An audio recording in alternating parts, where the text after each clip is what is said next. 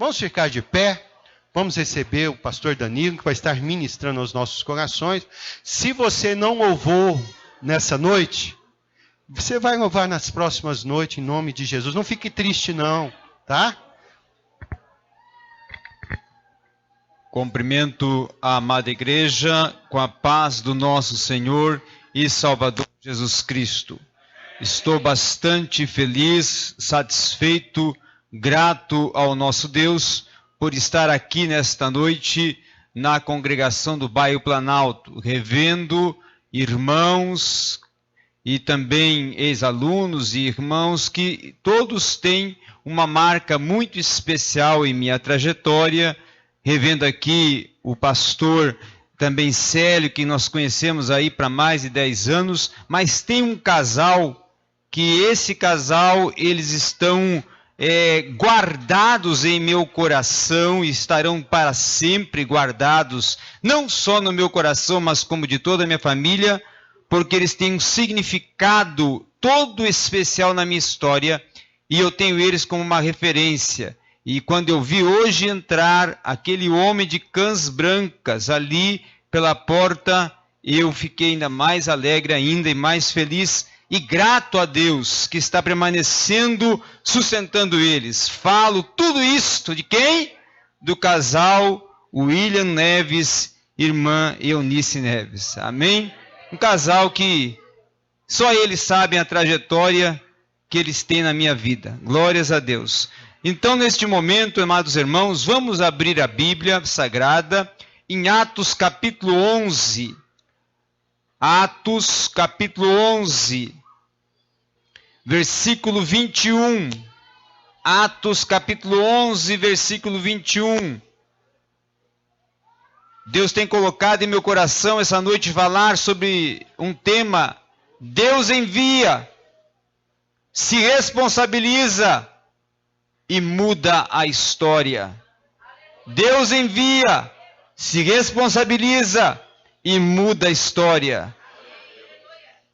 E a mão do Senhor era com eles, e grande número creu e se converteu ao Senhor. Vamos orar. Meu Deus, nós estamos aqui, Senhor, na Tua presença magnífica. Nós estamos aqui, Senhor, debaixo da Tua orientação e direção. Nós estamos aqui na dependência da Tua manifestação. Nós te pedimos esta noite, Pai, que este local que é templo da habitação da Tua presença e da Tua glória, venha ser manifestado, Senhor, o Teu poder de uma forma toda especial. Nós somos aqui esta noite receptáculos do Teu Espírito. Nós queremos sair aqui esta noite impactados pelo mover da obra missionária. Nós queremos sair aqui esta noite impactados pelo poder do Teu Espírito. Nós queremos, Senhor, ser aqui esta noite movidos pelo mover misericordioso das Tuas potentes, sublimes mãos. Nós te pedimos, Senhor, fala conosco. Nós te pedimos, Senhor, habita entre esta Tua palavra agora e manifesta a Tua presença através dela, em nome de Teu Filho amado Jesus Cristo. Amém. Glórias a Deus. Nós vemos aqui em Atos dos Apóstolos, capítulo 11, o início de uma trajetória da igreja primitiva, agora através de homens e mulheres que, mesmo os dispersos, acreditaram na presença viva do Senhor, que mesmo dispersos estiveram debaixo de uma orientação de Deus, que mesmo dispersos sentiram o impacto do poder do Espírito Santo, que mesmo dispersos sentiram um compromisso de fazer a obra do Senhor, que mesmo dispersos sentiram que eles tinham uma responsabilidade, que eles tinham uma obrigatoriedade, que não era apenas ir pelos caminhos, ou não era apenas ir pelas ruas, mas serem testemunhas vivas do Evangelho, mas serem representantes da presença viva do Senhor, mas serem embaixadores de Antioquia para que a história de Antioquia fosse mudada. Eles ali eram o porta-voz do Senhor,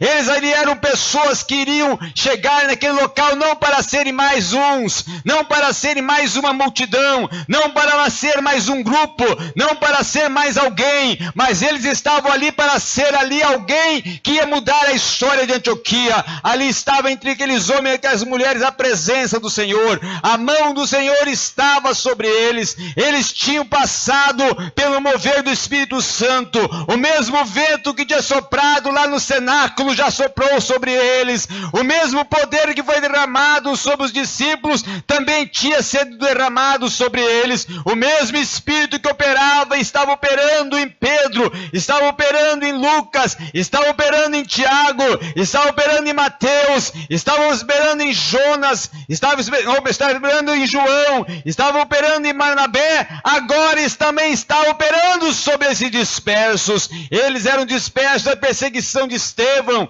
eles seguiam a Estevão e ficaram dispersos com aquele acontecimento que ocorreu com Estevão, quando ele então é apedrejado, mas antes de dar o último suspiro, Estevão olha então e contempla os céus abertos, o Senhor assentado à destra do Pai. Mas agora vejamos como que inicia-se a obra missionária, vejamos como que correu e percorreu a obra missionária desde o contexto do Novo Testamento, depois de 400 anos de silêncio, que Deus ficou 400 anos sem comunicar-se com Israel, que Deus ficou 400 anos sem apresentar uma palavra para Israel. Deus lá em Israel enviou aqueles homens que eram profetas, e os profetas profetizavam em Israel, em Judá, em Israel, em vários locais, como em Jerusalém, e como também em outros locais que nós sabemos ali, Babilônia, como teve Daniel,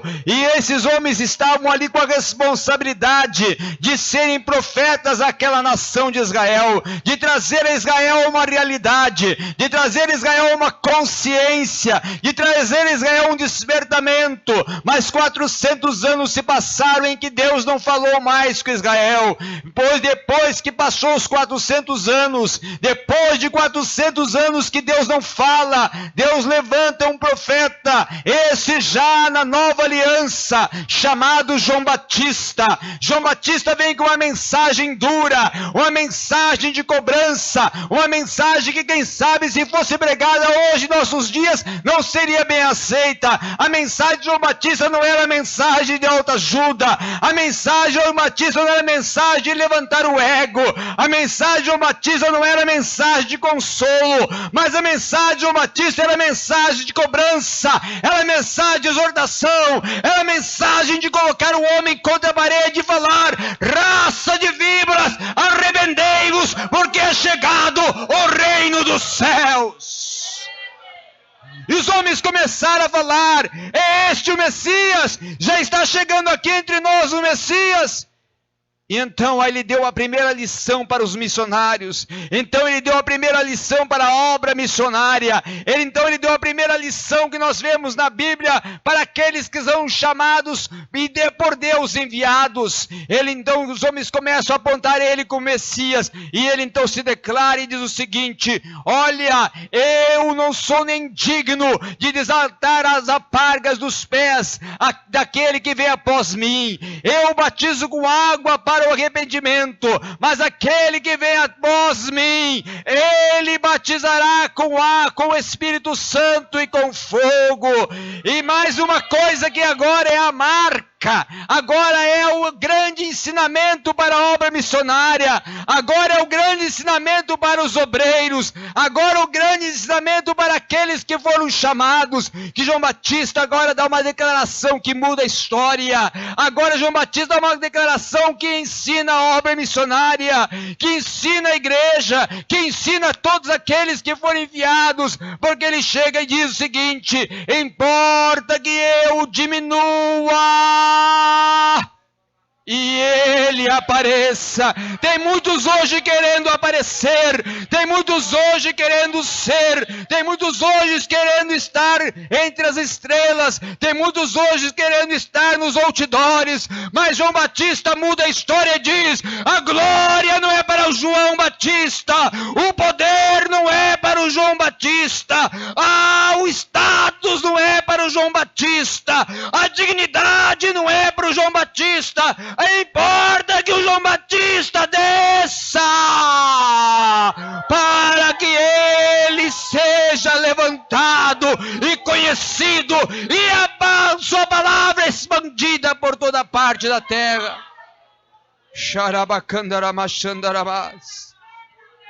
Depois então nasce o rebento de Jessé e a raiz de Davi. Após nascer e ele então desenvolver toda a sua trajetória, quando ele completa 30 anos, inicia o seu ministério, então é batizado por este mesmo João Batista, e depois ele vai para o deserto, é tentado Satanás, e depois sai a pregoar o ano aceitável do Senhor. Ele chega na sinagoga, abre o rolo do profeta Isaías e diz: o Espírito do Senhor Jeová me ungiu, e para pregoar o ano aceitável do Senhor, dar vista aos cegos, libertar os cativos e oprimidos.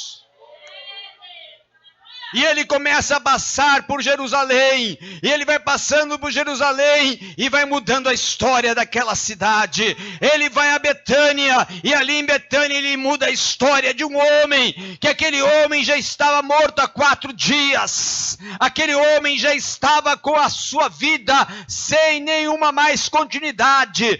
E a família, Marta e Maria, estavam com a história delas já fadada ao desespero, já fadada ao fim, já fadada à perca da esperança. Mas naquele momento ele vai para aquele local, não para chegar ali e assistir um velório, não para chegar ali e participar do cortejo, mas ele vai ali para mudar a história. Ele vai ali para entrar na história de Marta e Maria. Maria chega: Senhor, se tu estivesse aqui, ele não teria morrido.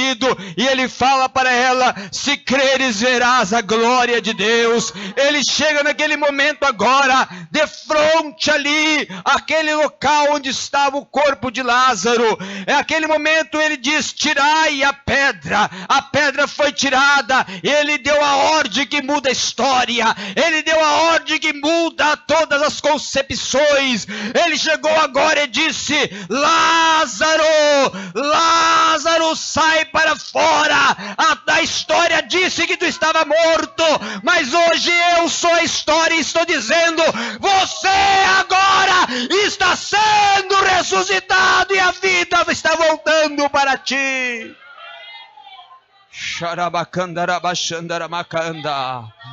E esse mesmo Jesus continua indo pelas regiões, pelas cidades, e vai mudando a história. Ele entra agora em Naim. Lá está uma mulher que a história dela também já tinha acabado. O único filho agora estava morto, e ali vai o cortejo. Ele chega agora próximo àquele cortejo, aquele momento fadídico, aquele momento do desespero, aquele momento da angústia, aquele momento das lágrimas, aquele momento em que todas as esperanças já tinham acabado para aquela mulher. Ele chega perto daquele jovem que estava ali agora como um corpo morto, sem nenhuma condição mais de esperança aquela mulher tinha, porque estava agora ali o seu filho morto, estava agora ali o seu filho inerte. Mas ele chega naquela hora, toca a mão naquele corpo, e diz a Bíblia que aquele jovem voltou a viver. Aquela história de Naim estava sendo mudada, porque onde Jesus entra, ele muda a história, ele traz vida, ele renova, ele restaura e ele ressuscita o morto. Ele que restaura a tua esperança, Ele que muda a tua história, Ele que coloca você onde Ele quer colocar.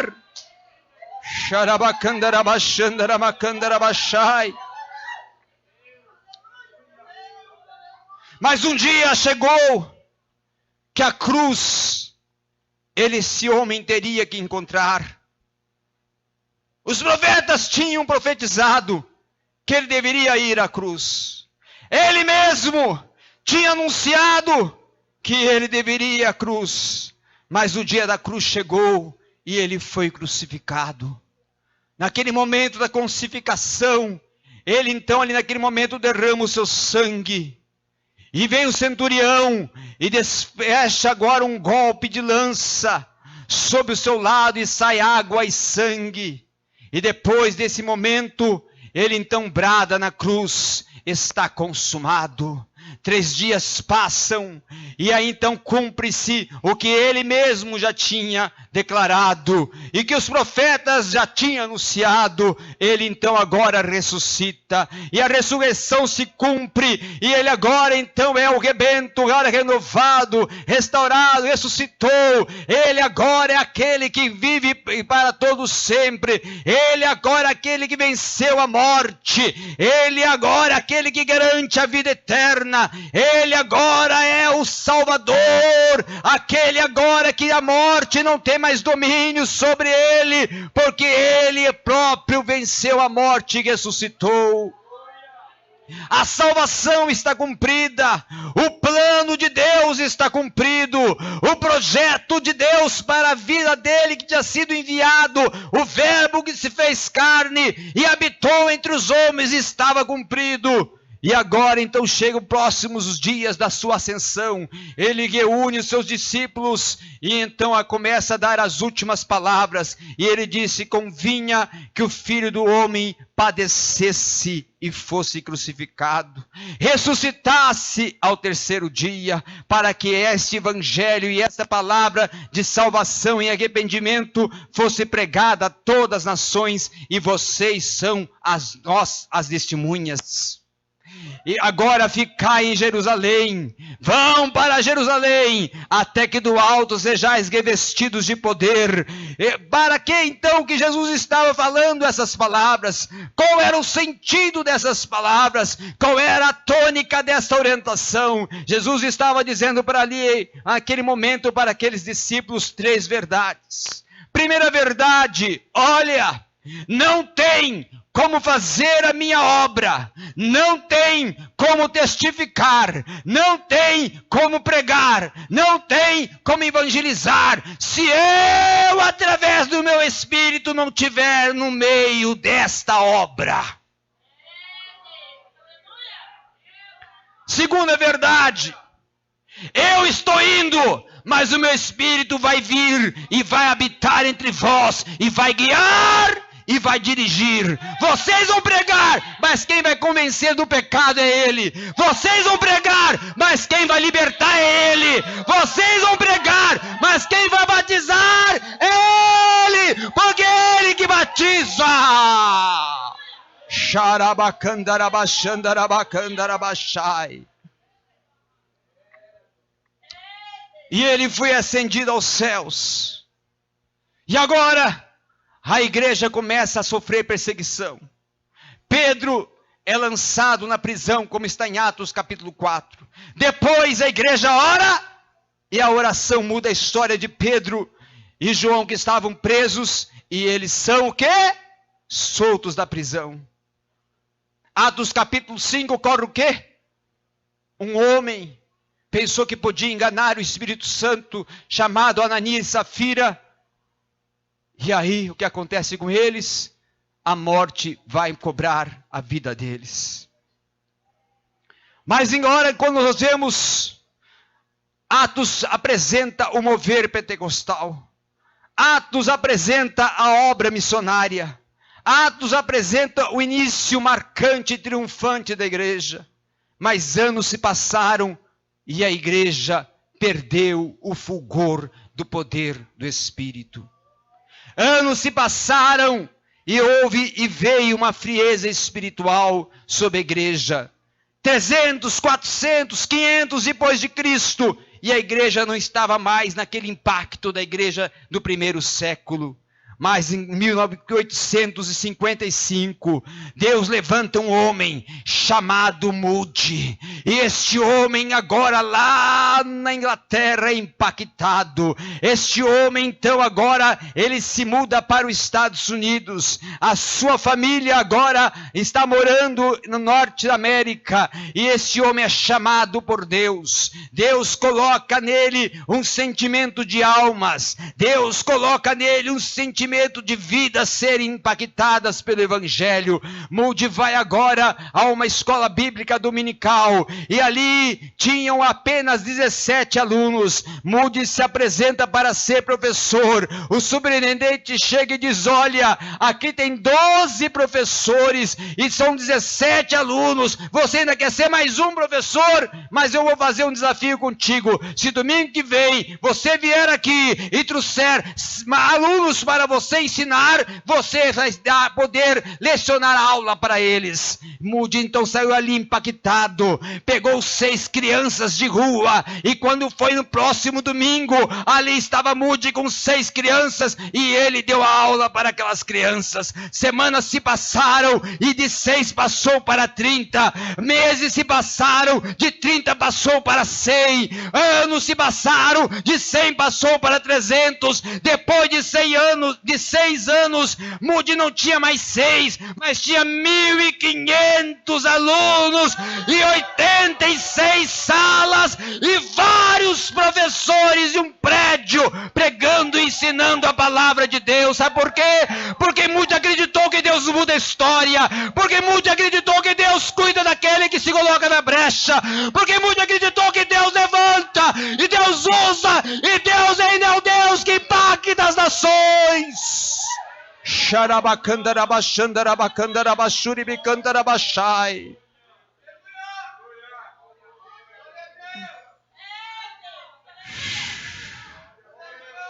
Em 1906, um homem de descendência afro, chamado William Seymour, ele agora lá no Texas, é impactado. E ele vai até um prédio onde estava sendo lecionado em um instituto que estava lecionando sobre os dons espirituais, dirigido e conduzido pelo professor Charles Farran. E aquele momento, por ele ser descendência afro, ele não podia entrar dentro da sala. Ele ficou lá do lado da janela, lá do lado de fora. E o poder do Espírito que estava dentro da sala impactou ele lá fora. Ele saiu dali, foi para sua casa, reuniu a sua família e começou a pregar e a orar. A única mensagem de Seymour era: Jesus batiza com o Espírito Santo. E ele orava, passava 6 horas por dia orando. Daqui a pouquinho, sabe o que aconteceu? A rua onde ele morava começou a encher a casa onde ele estava para receber a oração e para orar com ele. Anos mais tarde, aquele espaço já era pequeno, então eles alugam um galpão na Rua Azusa, e ali na Rua Azusa começa multidões a fluírem para quê? Para serem cheias do Espírito Santo. Ali em 1906, ali nos Estados Unidos, William Seymour compreendeu que a obra missionária, que o mover da igreja, que o avanço e a prosperidade da igreja não é com apenas a teologia, mas é com o joelho no chão, o clamor desesperado e o poder do Espírito Santo descendo sobre a igreja. William Seymour tinha um sentimento, sabe qual? Eu vou espalhar brasas, eu quero espalhar brasas. Deus precisa de homens que querem espalhar brasas. William Seymour espalha as brasas nos Estados Unidos e alcança 2 homens chamados Daniel Berg e Gunnar Ving. Tá lembrando agora? Tá lembrando agora? Está vendo aonde nós estamos chegando agora? Está vendo o que faz uma brasa de cinza, uma brasa de fogo? Está vendo o que faz uma oração? Está vendo o que faz o poder do Espírito? E esses 2 suecos não se conheciam, mas Deus conhecia eles. E eles se encontram. E Deus fala com cada um deles e chama cada um deles distintivamente. E lá estava Daniel Berg e Gunnar Ving agora, impactados. Em uma reunião de oração, Deus levanta um homem, e esse homem profetiza em uma língua que ninguém conhecia. E sabe qual que era essa língua? A língua era o português que você fala. E esse português que você fala foi a profecia lá nos Estados Unidos para Daniel Berg e Gunnar Ving. E aí falaram para ele uma cidade, Pará, Pará. E eles foram e buscaram no mapa onde estava Pará. Meses depois, eles estavam se despedindo das igrejas ali nos Estados Unidos. Deus começa agora a mostrar para eles: a obra não é de vocês. O que vocês vão fazer não é por vocês. E o que vocês vão fazer, vocês não vão depender de vocês. E para onde vocês não vão na força de vocês. E Deus prepara uma oferta, que nesta oferta eles só tinham para poder alimentar-se durante a viagem e os primeiros dias aqui no Brasil. E então mais tarde, eles recebem a quantia para pagar a viagem de navio, $90. Mas Deus, quando chama, vai fazer você passar pelo deserto. Deus vai provar sua fé. Lá está Daniel Berg, o navio contente. Estou com $90, estou com dinheiro para passagem, estou com dinheiro para gastar um pouquinho durante a viagem, e lá se acomodar durante alguns dias no Brasil. E aí chega um homem, o William Durham. E o pastor William Durham era um dos ícones do pentecostalismo nos Estados Unidos e estava com um projeto jornalístico para espalhar o Pentecostes nos Estados Unidos, para espalhar a evangelização pentecostal nos Estados Unidos. E naquele momento, o pastor William Durham procura Daniel Berg e Gunnar Ving e apresenta para eles o projeto e pede para eles uma oferta. Sabe o que fez Gunnar Ving? Sabe o que fez Gunnar Ving?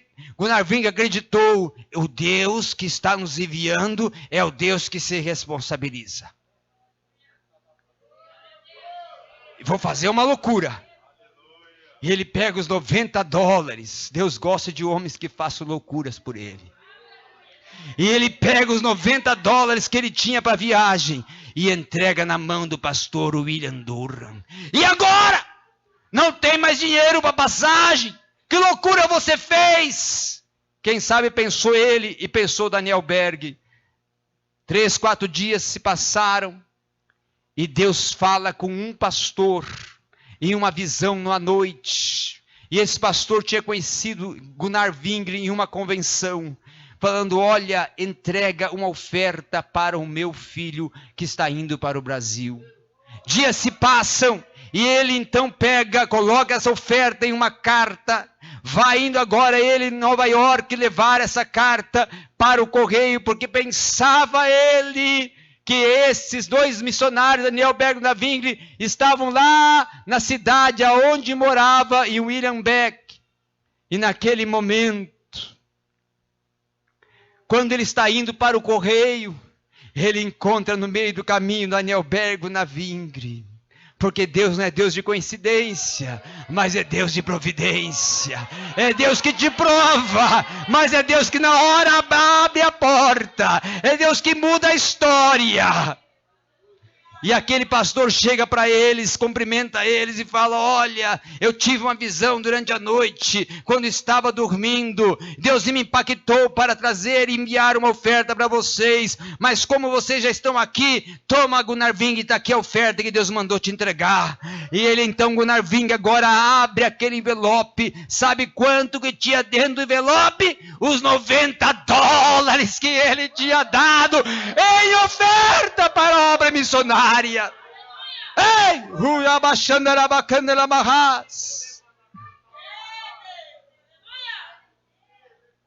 E eles chegam agora no Brasil.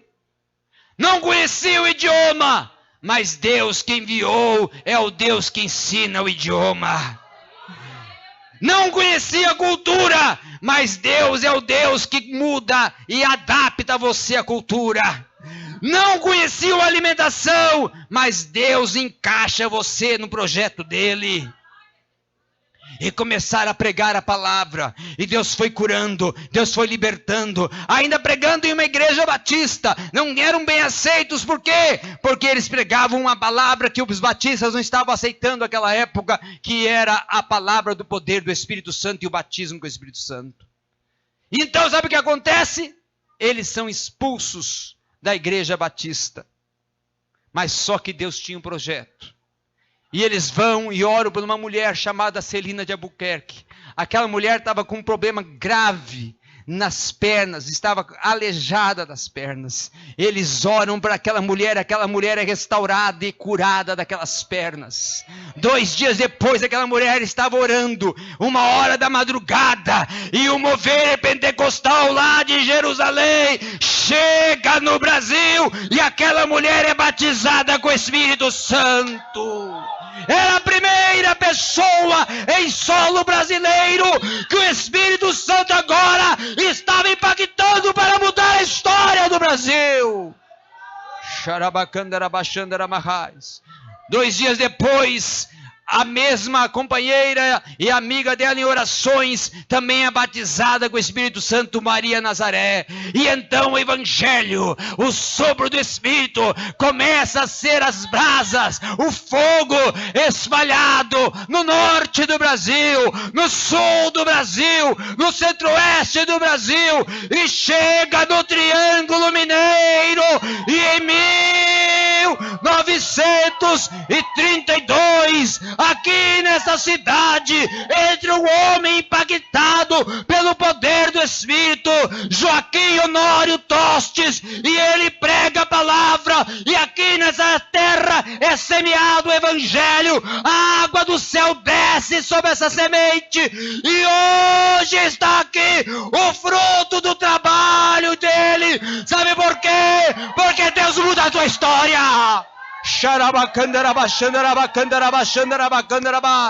Deus te via, se responsabiliza e muda a tua história. Vamos ficar em pé nesse momento.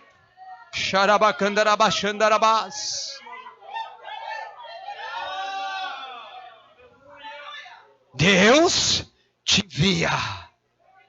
Deus te envia, você crê? Deus te envia, você crê? Deus te envia, você crê? E se responsabiliza. E Ele vai mudar a tua história agora. E Ele está mudando a tua história hoje. E Ele vai mudar a tua história. E anos à frente você verá o resultado deste dia de 14 de fevereiro de 2016.